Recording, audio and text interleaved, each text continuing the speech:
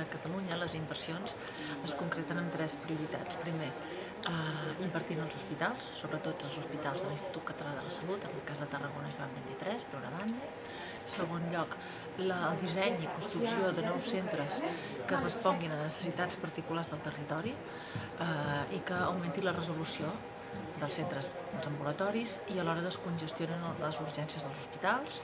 I en tercer lloc també en un pla d'ambulatoris per tal de fixar la gent al territori. Què vol dir això? Vol dir que juntament amb les escoles, els centres de salut i per tant la presència o no d'un metge en un municipi petit contribueix a que les persones, sobretot joves, decideixin quedar-se a viure en aquell poble o fins i tot persones grans no l'abandonin.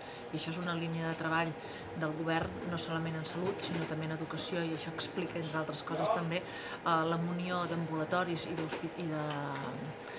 consultoris locals i d'escoles que s'han fet arreu del territori de Catalunya. I efectes pràctics, quins municipis es veurien afectats? Sí, els tres eixos una mica concretats aquí pel que fa referència al Camp de Tarragona i al Tarragonès, esmentar des del nou servei de diàlisi que s'està planificant obrir aquest any a l'Hospital de Vendrell, el nou centre de diàlisi que funciona a l'Hospital de Valls i l'ampliació de l'Hospital de Valls en un 20% de la seva superfície, el nou Hospital de Reus i concretament aquí a Tarragona les inversions que estan previstes en Joan 23. Quan s'acabi tot allò que està planificat i en fase de disseny i projecte al voltant del 2015, haurem invertit 55 milions d'euros a l'actual edifici de Joan 23, dels quals 12 seran una realitat aquest any amb l'acabament de les obres que s'estan duent a terme a les urgències i també del nou aparcament. Això pel que fa